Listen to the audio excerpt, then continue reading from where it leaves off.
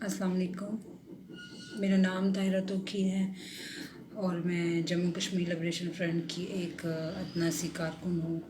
उस हैसियत से मैं अपने तमाम बहनों और भाइयों से जो रियासत जम्मू कश्मीर के अंदर बसते हैं उनसे मुखातब हूँ। जैसा कि आप सब जानते हैं कि मैं ज़्यादा डिटेल में नहीं जाना चाहूँगी क्योंकि ये मैसेज मैं सोशल मीडिया के लिए रिकॉर्ड कर रही हूँ, तो मैं सिर्फ मुख्तसरन इसमें अपना एक मैसेज अपने उन भाइयों तक पहुँचाना चाहूँगी, उन बहनों तक जो हमेशा मेरे लिए स्टैंड लेते हैं। सबसे पहले तो आप सब लोगों का मैं शुक्रिया अदा करूँगी।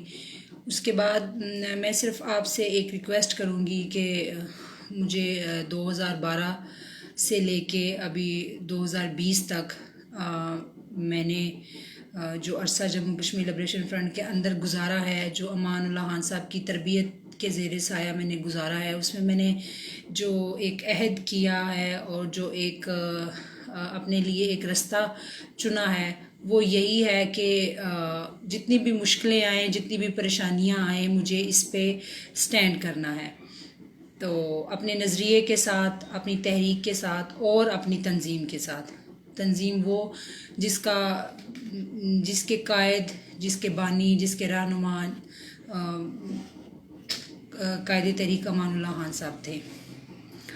और वो मुझे अपनी अगर बेटी कहते थे तो मैं ये समझती हूँ कि ये मेरे बाप की जमात है, और बेटियाँ बाप की विरासत की अगर हिस्सेदार होती हैं तो वो बाप की इज़्ज़त की भी मुहाफ़िज़ होती हैं।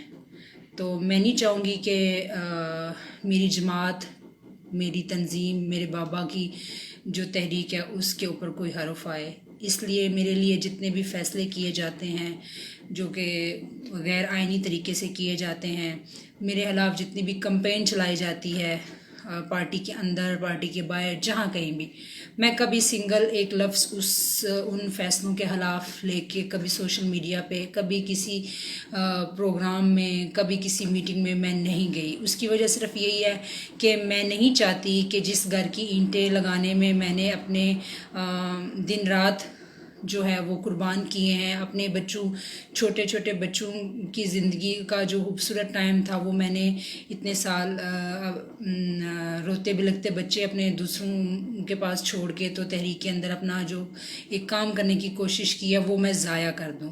इसलिए मैं आप सब से भी यही उम्मीद करूंगी कि आप लोग भी किसी किस्म का कोई ऐसा लफ्ज़, कोई ऐसी बात ना लिखें जिससे जम्मू कश्मीर लिबरेशन फ्रंट पे कोई हर्फ आए।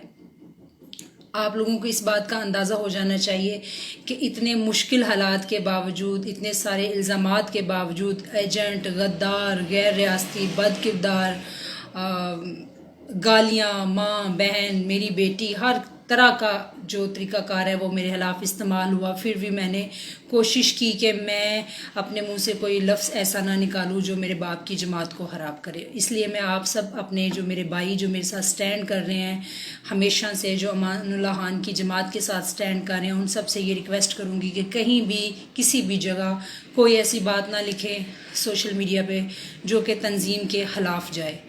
बाकी एक बात आप अपने जहनों में रखें कि जो लोग दावा करते हैं कि उन्होंने 30 साल 35 साल इस तहरीक और तंजीम के अंदर गुजारे हैं और उन्होंने जेलें काटी हैं, उन्होंने कुर्बानियाँ दी हैं, आज आप देखें कि वही लोग पार्टी की बदनामी का बायस बन रहे हैं।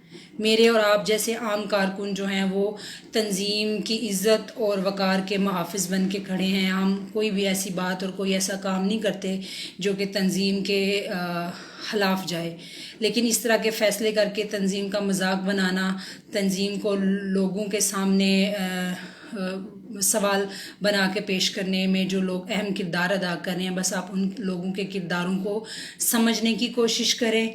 और जो भी गैर आइनी फ़ैसले पहले हुए उसने भी नथार के रख दिया था लोगों को कि कौन किस तरफ स्टैंड कर रहा है, कौन यजीद के साथ है और कौन हुसैन के काफ़िले में है।